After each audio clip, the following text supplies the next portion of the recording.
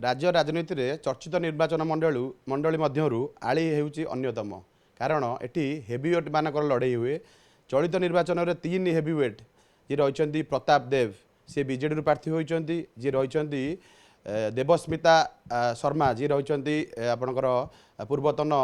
जी रही विधायक देव शर्मा झील रही अंपटे कृष्णचंद्र पंडा जी नवागत भाव में निर्वाचन को ओह्ल तेज आम सहित रही कृष्णचंद्र पंडा बेस लोकप्रियता रही सहित आलोचना करवा आगे आपन नक्षत्र न्यूज को स्वागत करुच्ची।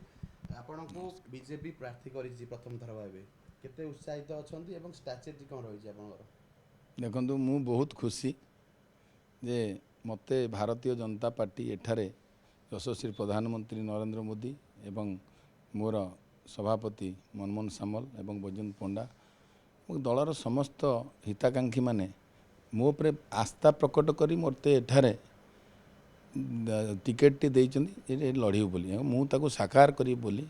मु से पई दिन राति खटुची एठी एवं मु बहुत खुशी अछि। आपनक विपक्ष रे दुई जण जे रहिचंती जणे पूर्वतन विधायक झियो अन्य जणे इटी 6 थर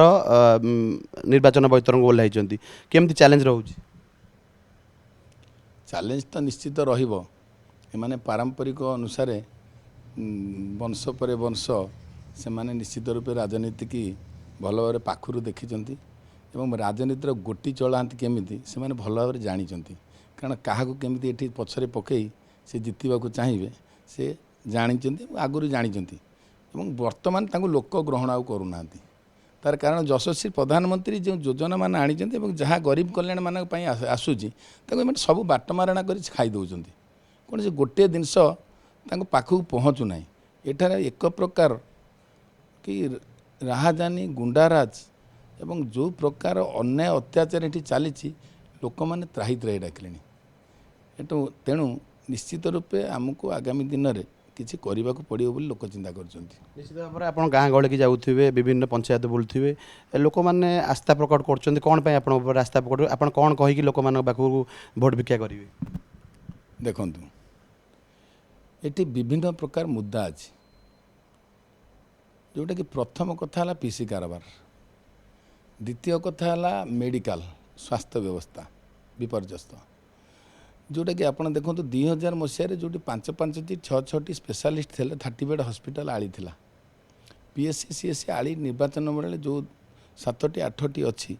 से प्राय सबुआड़े डॉक्टर थे बर्तमान डॉक्टर संख्या टोटाल कम जी भी रोचान से पीसी कारबार केवल पीसी कारबार करने जड़े अधे डॉक्टर रही से प्रेस्क्रिप्शन लिखुं थंडा ज्वर काश कफ हेले से सांगे सांगे पठाऊँ केन्द्रापड़ा और विजु स्वास्थ्य योजना कार्ड नहीं पढ़ाऊँ कौन ना स्वास्थ्य कार्ड से दलाल अच्छा तेणु इनफ्रास्ट्रक्चर डेभलप होता डॉक्टर मैंने ये रहा से जाते कहीं जावाक आवश्यक पड़ता ना जो पैसा विजु स्वास्थ्य योजना खर्च हो जाए सरकार को पैसा ना ना ता भी आवश्यक पड़ता ना तेणु ये संपूर्ण रूपे विपर्यस्त हो स्वास्थ्य व्यवस्था और शिक्षा व्यवस्था कथा न कहवा आहरी भल कारण प्रत्येक रूपांतरीकरण ना 5T ना हजार हजार कोटी टंका नेलिया रंग मारी नहीं जाइछंती किंतु टीचर वास्तवस्थ जो जिनस पाठ पढ़ाई शिक्षक दरकार स्कूल रे कौन थाउ न थाउ स्कूल वन विद्यालय जिते थिला छोट पिला माने पढ़ुले गछ मूले पाठ पढ़ुले पाठ थिला सेतबेले बर्तमान नेलिया कलर मारी घर तैयारी करी पाठ पढ़ा टीचर नहांती से अवस्था कौन हो 250 पिलारे 2टा टीचर रहे 7टा श्रेणी रही अवस्था कौन रही निहाती दरकार से काम ये सरकार करूना जोटा आवश्यक ना ताकू करुच्ची आली रे पाखापाखि 6 थर जे लड़ुंट आपण विपक्ष रे प्रताप देव कौन से विकास कर आली रे कौन विकास रही विकास कौन है मु तो जानी ना बर विनाश है कारण बहु जगार देखु एबे दिन राति जो भली भाले बाली चोरी होउची बाली चोरी होउची एवं पानी अवस्था आपण देखिले जो अवस्था मिछ मिछरे बाहाना करी उभय दल एथिरे कांग्रेस संपृक्ति अच्छी एवं बीजेडी संपृक्ति अच्छी पानी की जो आंदोलन रूप नेले किंतु वास्तव में एथिरे तांकर चंचकता रहिला जो पे आमे 48 दिन जेल गलु तेणु वास्तव में एठी सब प्रकार दुर्नीति उपर स्तर होउची ताकू तांकर कुजी नेता माने करूचंती तेणु विकास प्रश्न भी उठुना गोटे 5 वर्ष जी उन्नति होगा कथा 25 वर्ष से है ना ମୁଁ ଅନୁଭବ କରିପାରୁନି। ଆପଣ ଗାଁକୁ ଯାଉଛନ୍ତି କ'ଣ ଲୋକମାନଙ୍କ ରେସ୍ପନ୍ସ କେମିତି ରହୁଛି ଆପଣଙ୍କ ପ୍ରତି? ଦେଖନ୍ତୁ ମୁଁ ଜଣେ ସାଧାରଣ ଲୋକ, ମୁଁ ରାଜନୀତିରେ ଆଗରୁ କେହି ମୋ ଘରୁ ମଧ୍ୟ କୌଣସି ରାଜନୀତି କରିନଥିଲି, ତେଣୁ ମୋ ଉପରେ ଆସ୍ଥା ନିଶ୍ଚିତ ରୂପେ ପ୍ରକଟ କରି ଗୋଟେ ନୂଆ ଲୋକ, କାରଣ ଯିଏ ବି ଛିଡ଼ା ହେଇଛନ୍ତି କଂଗ୍ରେସର ତାଙ୍କ ଅଜା ଥିଲେ, ତାଙ୍କ ବାପା ଥିଲେ,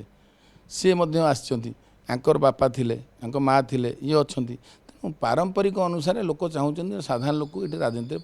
ତିଷ୍ଠେଇବା ପାଇଁ। ଏବଂ ଯଶସ୍ୱୀ ପ୍ରଧାନମନ୍ତ୍ରୀ ଯାହା ଯେଉଁ ସ୍ତରକୁ ଗଲେଣି ଏବଂ ତାଙ୍କର ପପୁଲାରିଟି